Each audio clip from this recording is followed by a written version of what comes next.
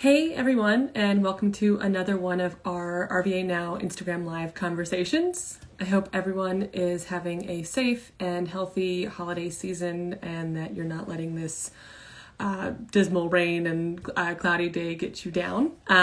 Today we'll be starting our focus on Richmond's startup scene with Ali Greenberg from Lighthouse Labs, which is a local seed accelerator, which we'll hear more about what exactly that is in just a moment. We'll hear about her path to entrepreneurship and her advice for anyone looking to start their career in our startup ecosystem. Excuse me. Ali will be driving. Just a moment here. Let's see. Connecting. There she is. Hey, Ali. Hi, How are you how's it doing? going? Good. How are you? Oh, this is so fun. Yes. Yeah. We're Have glad that you're joining us. Yeah. So everyone, this is Ali Greenberg, who is joining us today from Lighthouse Labs, as I said, where she currently serves as an outreach coordinator for their startup acceleration programs. Ali grew up in Southwest Virginia and graduated from Washington and Lee University, but her path to Richmond since then has taken a few turns. So, Ali, I would love to start out by hearing a little bit about your career path and how you came to work here in Richmond. Yeah, well, thank you for having me. And hopefully my internet is good enough to make this work. Yeah, so I grew up actually all over the country before Hmm. going to high school in Southwest Virginia. So I have been on the West Coast and the Northeast and Florida, Ah, and then came to Virginia. And it was my first time living in a smaller town. I'd always grown up in big cities. And so I think my first inclination was to go like to a big city as soon as I could. yeah. So I ended up going to a small liberal arts school, private school in the countryside, and then ended Mhm. up going straight to New York after college, which is actually where all my family is from. So it was a place I was pretty familiar with and had Mhm. kind of always set my sights on getting there after, well, as an adult. And then worked in advertising there. My college studies were traditionally liberal arts focused, so Mhm. basically international relations, politics, Spanish.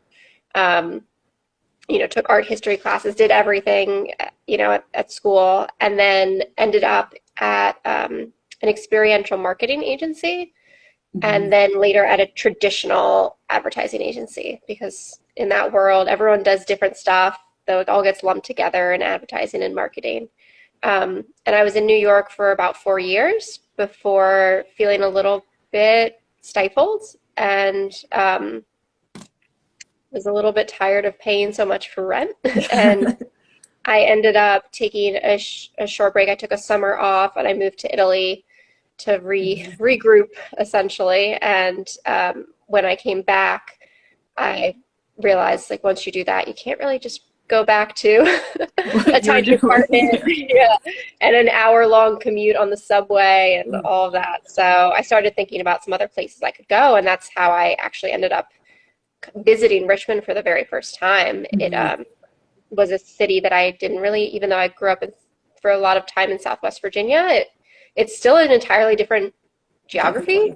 Definitely. Yeah. And Yeah. uh, yeah, we weren't really connected to this city. And I just didn't really know much about it. And when I came to visit, I had probably zero expectations and I was just blown away. And yeah, ended up here, uh, did freelance work, and then ended up starting my own business, which I ran for the last 3 or so years before joining Lighthouse. So I'm sure we'll talk more about all of that, but that's Yes. about the bird's eye view. Exactly. Great. Yeah, and thank you for sharing that. And I actually went to Virginia Tech, so I went to college in Blacksburg, and I know Yeah. exactly that need to get out and get to a city. And I went straight to mid-sized city, but I can't imagine Yeah. going straight to New York. It must have been a bit of a, yeah, culture shock there. Yeah. But before we dive in and talk a little bit more about your work, I would love to hear what your definition of a startup is. Yeah. It's a great question, and everyone probably has a slightly different one, but um, for myself, the way at least the way we think about it at Lighthouse and in most of the startup, acceleration community is that a startup is inherently scalable.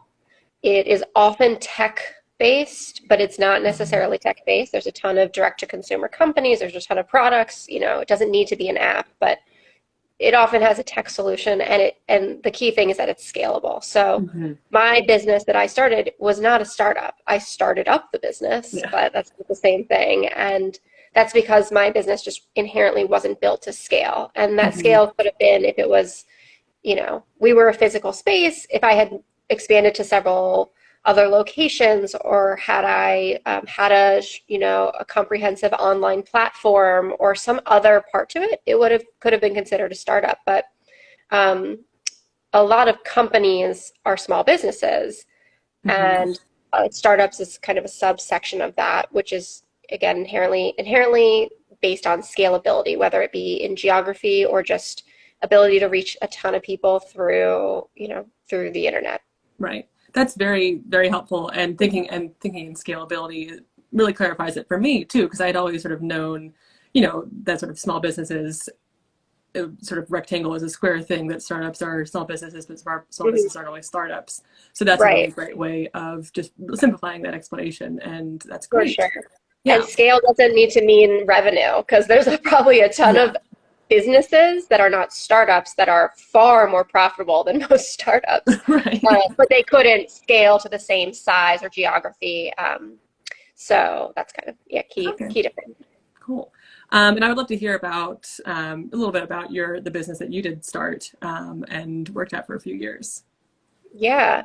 So I founded, when I moved to Richmond about 6 months in, I founded a space called The Broad, which was a workspace and social club tailored towards women and gender minorities. So it was during the day primarily co-working space, and then in the evenings and weekends more of a social space. We did talks, programs, workshops, all sorts of stuff to really build that like social and community environment, as well as having the space as an art gallery, as a rental space for private events. So a bunch of different stuff. So I ran that. I started it from kind of idea to open. Was actually a really quick process. Oh, really? Which I think could only really be done in Richmond. Yeah. But it was about 6 months actually from me deciding, like filing that business license to actually opening up our doors. And ran that from February of 2018 until the end of June of 2020. So of course, COVID had a drastic impact on physical spaces, and we were inherently in. It just wasn't set up to survive this new environment that we're in. Right. But yeah, for about 2.5 years, it was a really great experience to start my own business, to run everything. It's not glamorous. It's really hard, and I still probably don't know what I'm doing, when it comes to running it. But I had an amazing community. Our members were just the best ever, and so community centric, and really felt like they wanted to be a part of it and wanted to give back to that space. And my lawyer, my accountant, all these consultants, everyone was just created such an ad hoc team around me when I was still a solo founder, and it was just incredible to have that support here. And I feel like we made a difference, and we did some cool stuff, but nothing gold can stay. Right, of course. Yeah, and I think that's true of, not only the startup community in Richmond or the entrepreneurial community in Richmond, but, any business community here. There's so much support, and there's so much sort of working together feel that I think is very, I don't know if it's unique to Richmond, but it feels very special about Richmond. Yeah, definitely. I like to think that I hope it's not unique, because I hope that more communities are getting that, but it feels particularly resonant here. And I've seen it in my experience, as well as, any founders that I've spoken to. It's what we aim to do at Lighthouse, is really, we call it like our special sauce. It's just that thing you can't describe about Richmond and the community here, and everyone just steps up and supports each other. So I hope it's replicated elsewhere, but I'm at least glad that we have it here. Exactly. Yeah. So had you, previous to moving to Richmond and to starting the business, had you ever really considered yourself to be an entrepreneur? Is that something you thought like, okay, this is something I will ever end up doing? No, I did not come from an entrepreneurial family at all. Hmm. Well, I guess my grandpa ran a business, but he had been retired, but like I never even had exposure to it. And Right. so we were all just, workers. We were all employees in my lineage. And I come from a very risk averse family as well. So while they supported me, the sigh of relief on the other end of the phone when I told them that I have a salaried job now was, palpable from It's states good. away. So, Yeah, good to know. but but yeah, I don't think I ever considered myself, nor do I honestly now even consider myself an entrepreneur. I mean, I do consider Hmm. myself a founder, um, which I don't know what the difference is, but to me, I guess Hmm. there feels like something different. But no, I mean, I didn't even babysit. I didn't have a lemonade stand. I had nothing, Hmm. it was not in me. Um, and I kind of ended up doing it because I was really interested in, I became interested in startups and I Hmm. became interested in brands and in building stuff, but never from a place of, oh, I see myself doing that. More from a place of, I'd love to help others. And Hmm. that's what I started doing in New York. I would either volunteer with branding for a nonprofit that I felt passionate about, or I tried to get my agency. We actually ended up starting to do work with startups, which was really exciting because I worked at a major agency that was owned by one of the big like conglomerates. So we Hmm. didn't do a lot of free work. Right. And I was able to, tell them, hey, this is a really cool opportunity. Maybe we should think about trying to work with companies early on. They may not have budget now, but if we do a good job, we can help them grow and then, they'd be great clients. So I started getting exposure to that, and we ended up doing like a hackathon day for Hmm. for a startup, and I guess I just got excited about it. I ended up working with them for like 9 months on the Hmm. side, and that really showed me, oh wow, I can really be part of a dynamic team, Hmm. and that's got me started wanting to work with startups. And then when I decided to open my own business, it was honestly because I was just naive, and and it felt like things just kept going, the dominoes kept falling into place in a Hmm. really wonderful way because it was possible here. I couldn't sign a lease for a space in New York City. That would have been so cost prohibitive. There'd be no way. Right. Um, but Richmond real estate was reasonable. It was easy enough to find a lawyer who would be willing to help me. And I kind of just stumbled into it in a way to become an entrepreneur. Hmm. Um, yeah, but no, I didn't grow up with it. It hasn't been a thing I've always dreamed of doing, and I think I'd imagine that I will be an entrepreneur again at some point, and then I won't, and then maybe I Yeah. will, and then I won't. Hmm. I think it'll be pretty fluid throughout my life. Yeah, that's so cool. Yeah, and sort of to catch that bug, when you're doing something completely different, to realize, oh, I can make my new path somewhere else. And that's Yeah, something we've been sort of touching on a lot with these conversations and a lot of our programs is the idea of a non-linear career path. yeah, And I think that's such a great way of saying it that you didn't even think about it growing up. You didn't even have a lemonade stand. And there are some college students who do have that bug already, who do know that they yeah, want to do that. But also, the idea that you weren't a business major, you didn't do this, you can still create this path and open your own business and create that sort of new career for yourself, even if you haven't had all the training in the past. So I yeah. think that's a really great message for sure. Yeah, and most people are learning on the job anyways. Whether we're starting a new job at a company, we might have background experience, but you're still learning an entirely new system. And when you Hmm. start a business, like you might be a subject matter expert in that field, but you've never started a business before, and it's entirely different. I mean, Right.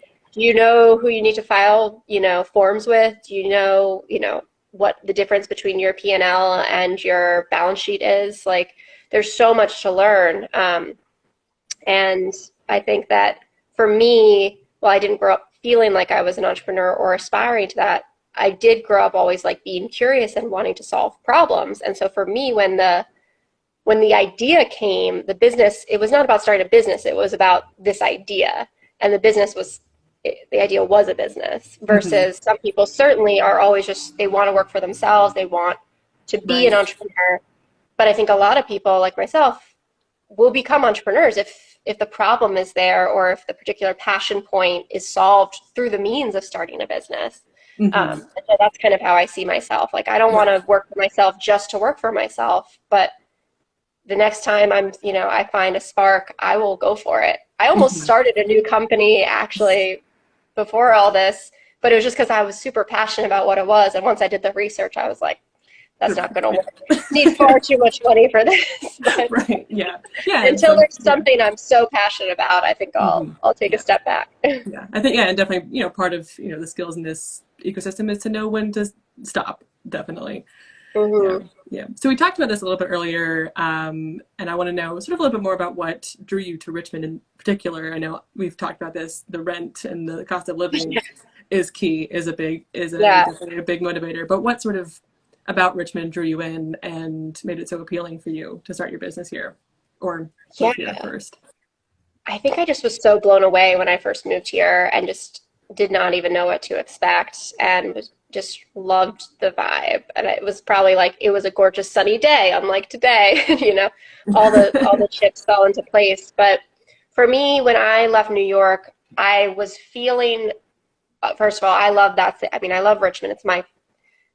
I don't know which one is my favorite at this point because my whole family's from New York. I do feel like a New Yorker, but I didn't feel like I was part of that city. And especially after the 2016 election, I really felt like I wanted to be somewhere that I was part of something. I grew up in all these big cities, but then I spent high school and college in these small towns where I was able to be a part of things and to feel like I made a difference. And if I wanted to be involved, I could enact change. And so being in New York, you're among everything, but you can't start your own business. You can't do all these things. Like, I remember wanting to volunteer at the ASPCA, and they only opened applications for 1 week out of the entire year, and you had to like commit to 2 years. It was just, you couldn't even walk a dog in the paper.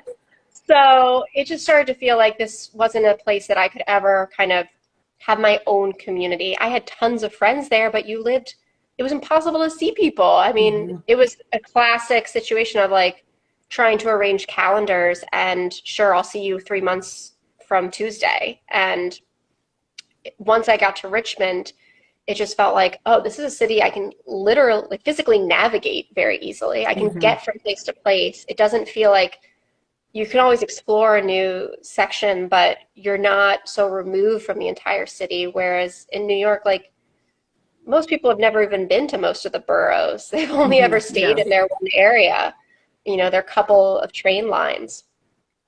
And so here I was just so thrilled with, the art scene. And it felt like I was coming to Richmond at the exact time that it was really like evolving. And I don't want to say changing necessarily, but it felt like along with myself, so many people were moving back, right? They were like, they had spent their time in other cities and they came back. Cost of living in New York and San Francisco became too much. People were deciding, I'm ready to start my own stuff, or like, I had a great experience at VCU, but I wanted to get away for a little bit, and then they were ready to come back. And I came and I remember seeing like downtown and restaurants starting to show up in the arts district, and boutiques opening, and it just felt like a really dynamic time. And it just felt good. I don't know. I mean, I had one friend from college, or one friend from high school, and then one friend from New York that had moved back.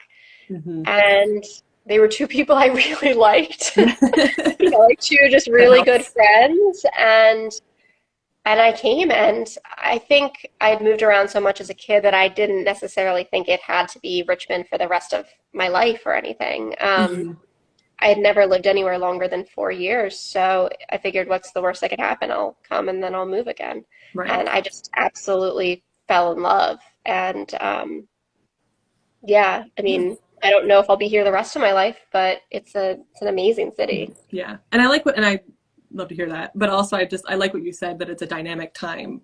I Yeah, think I've seen that so much because I'm from Richmond and went away for college, but came back. And even, since I left for college, it's totally different. And I yeah, think, the culture, like starting people's businesses and doing things like that, has really been a huge part of it. And I think it's an exciting time to be in yeah. Richmond.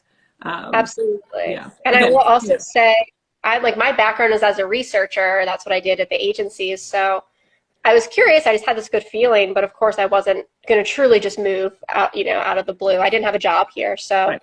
I ended up doing like compiling an Excel spreadsheet of like, are there like what restaurants, what stores, what like community organizations. I was like doing my research to understand if there was enough of a, an ecosystem here.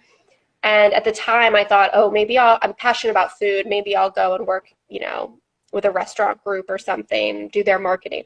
Anyways, I reached out to probably 8 different people, cold calls. Like I reached out to, restaurateurs I reached out to like Brittany Anderson, who now runs like, 4 restaurants here in Right. NBC. Reached out to Megan with Long Oven when they were still a pop-up. Like I reached out to Stephanie Gans at the who is now writes for Richmond Magazine. Like I reached out to all these people who I had never met, Yeah. and just asked like, "Hey, I'm moving from New York. I'm really interested in this city. I like what you're doing, and I'd love to take you to coffee when I'm visiting because I came a couple times to check it out." And of like the 8 people that I cold emailed, 7 of them said yes, and Hmm. like let this random person that they've never met, that doesn't even live here, that doesn't know anyone in common, chat with them. Right. And I kind of said, like, it doesn't even matter what they had to say at those meetings. The fact that Richmond is a city where that would happen, where these people would embrace and be willing to talk to this stranger and welcome them and introduce them to other people, that was all it took for me. And Hmm. um, I just felt like no matter what I end up doing here, this is a city that's going to support me and have my back, and that I can then, pay it forward to that next person that gives me a cold call. Right. Yeah. And that's a perfect transition to what I kind of want to talk about next is the role of mentors in your journey starting your business, but also moving forward, your role as a mentor for Yeah. Lighthouse Labs and for Startup Virginia, and sort of how you got Yeah. into those and how that experience has been. Yeah, I love mentoring companies. And so like I mentioned, in the agency world, we ended up doing a little bit of work with startups, and that caught the bug, and volunteering with some nonprofits there. And so when I got to Richmond, I really wanted to be involved in that scene.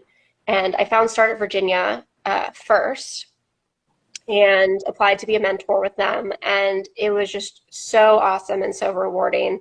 That's how I met Beth with the Yeah. chamber. And, Hmm. I met so many people that way, by just saying, hey, I'm curious to learn about your companies. This is my area of expertise, and let's chat. So I ended up probably meeting with maybe, 15 companies over the course of a year or so through Startup Virginia. And a couple of them I still keep in contact with, and they run an amazing mentorship program there. And through that, I got connected to Lighthouse Labs, because we're great partners. We're not technically, linked, but they're the Startup Virginia is the incubator, and then we are the accelerator. So we're a more Hmm. um, distinct time period of a program versus they offer general support year round. So in connecting with Lighthouse Labs, I also started, casually, really one-off conversations with specific companies. And then we ended up actually doing a partnership through the Broad with both organizations, and Hmm. then also with female founders outside of those organizations. So we ended up putting together a support group for female founders, both for startup founders as well as one for brick and mortar founders. And we ran that for probably like 6 or 7 months up until Hmm. COVID. Right. um, and that was a really awesome experience, because mentorship is not just about I have expertise and a skill set and you don't know it yet. It really is about also peer sharing and learning and just kind of holding support. A lot of people can be mentors that don't even think that they can be mentors. It Hmm. doesn't mean you don't have to have 10 years, 20 years of experience. So for me, also cultivating what we try to do with the broad and then with these circles was these community groups and support groups, because we can all mentor each other. But in my role at Lighthouse, so like I mentioned, we do a specific program. So twice a year, we run a startup accelerator that runs for 12 weeks. We give 6 to 10 companies slots, and they get $20,000 of equity-free funding. And then they get 12 weeks of support, mentorship, programming, resourcing. It's a really good deal. Yeah, that's very cool. Really awesome to be able to support startups as they grow. And so my role is in our outreach. So I do a lot of our marketing, a lot of promotion, get people into the pipeline. And then I also, of course, do support the companies while they're in the program, though that's not my core role. I would love to do more and more of that, but we all can't do it. Right. But being able to kind of one-off resource those companies, so making connections between the people that I know here and those companies, especially that we've had an incredible community of broads from my last business that are fantastic resources for our current cohort as well as our alumni. So that's been really cool to bring those those colleagues in a way and that community into the role of mentor with my new community here. So we've had broads like teach workshops, we've had them act as official mentors with these companies, and it's been a really awesome experience. And so mentoring with Lighthouse Labs could be anything from a one-off subject matter expert conversation to a lead mentor that partners with a company and takes them throughout the entire 12-week process and beyond, checking in, several times a week. And those are often very experienced business operators, people that maybe have started and exited several companies. But I find mentorship to be the most fulfilling thing. I mean, I don't know a lot about what I want to do forever, but I do know that working with founders and helping people build the things that they're passionate about is one of the most rewarding things that I can imagine. And I'm so thankful that that's been a consistent thread in my career. Yeah. And I was just thinking that this current role is sort of a perfect marriage of, how you started your career in marketing and promoting and supporting businesses, and then also being somebody who started a business yourself. Like, that's such a great way to support other people and build on the skills that you had. And a perfect way, example of how you can, even though you have had a career shift, it's still, that common thread and those skills that you started building on earlier in your career and in school. So that's a great, again, non-linear, but still, it's still you, and it's all been genuine. Yeah. Sorry. Well, I would say, and speaking of building on the career, I don't know if Claire's still on here, but I just saw one of my former interns join the chat. And that was also something, as we kind of, I know we're talking to a lot of college students right now. And I obviously had a nonlinear path to whatever entrepreneurship is, even to advertising. I didn't study marketing, and I didn't study that. But interning was such a valuable thing for me as I was learning to understand what I'd like to do. And I had the best interns at the Broad. Claire was one of my first, who's saying hi. And I think that is just the best way that you can start to understand whether or not entrepreneurship is for you, is by working with a small company, being able to be in a situation where you are able to work with a founder. I also highly recommend that anyone that has the opportunity tries to get an internship with a large company as well, because it's going to show you the full breadth, right? It's not going to be super helpful if you only get one side, but there's a big difference between working for a large company where you might never meet the decision makers and interning with a company where you are really going to get hands-on and have direct exposure to the people that have founded and are running the business on the day-to-day. Both are incredibly valuable because you will never get certain things at the other. But if you want to know whether or not this is something you eventually want to do, it is very helpful to be able to sit down with an actual founder, with an operator, entrepreneur, and just understand what they do on the day-to-day. I mean, a lot of it is not very glamorous. It's going to be looking through your books, filing receipts, answering emails, dealing with customer service, in my space, we had a physical space. It was a lot of cleaning up after people. Yeah. So I definitely recommend using internships as an opportunity to test and learn. Mm-hmm. And I don't think an internship needs to be like a full semester or an entire summer. Thinking about it as smaller bits of volunteering, like a specific project or a shadowing experience, Mm-hmm. can be really valuable. We had interns at the Broad as early as juniors or seniors in high school, people from Maggie Walker, because Oh, they just cool. were just interested in kind of learning and volunteering. I had, one amazing intern who started volunteering with me, was actually homeschooling for high school, had incredible flexibility with her schedule, and has made a focus to just volunteer with different companies and just do a little bit, what she's was never doing 10 hours a week. She would come as she could for different events or a specific project, and it was a chance to learn about the business in a way that still fit with her schedule. So I don't think it needs to be this like formal internship program all the time in order to get value out of that experience.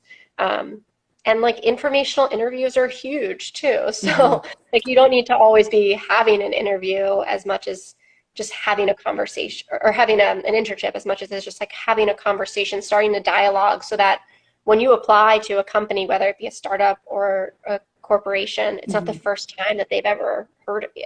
Right. Yeah. They want to, companies want to know that you're passionate about what they do and that you care about them, especially a startup. There's so few people on that team. They really want to know who cares about their company and why they want to work there. Mm-hmm.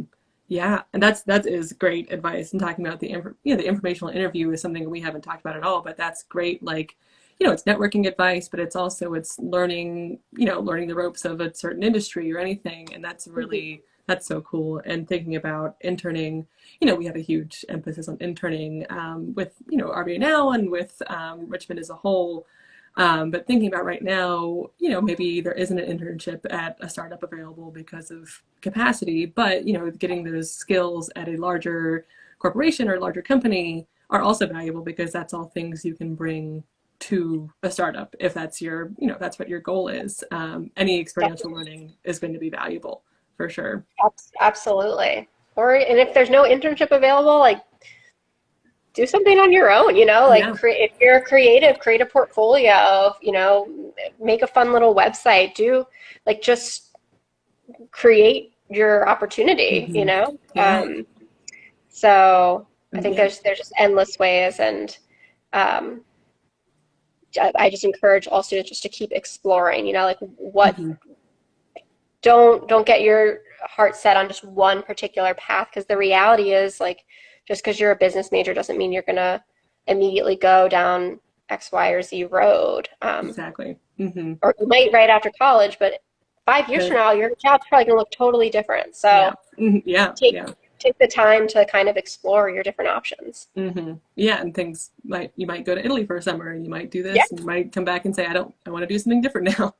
Yeah. So awesome. Thank you so much. I don't think we have any questions from the audience, but we're just sort of past 30 minutes. So the question that we like to wrap up with for everyone is what your favorite thing to do in Richmond is. Eat, for sure, would be my favorite thing. I love the Richmond food scene here, and I live in Churchill, so also being able to walk around the city and walk to Libby Hill Park, especially if I can like pick up some proper pie or something on the way.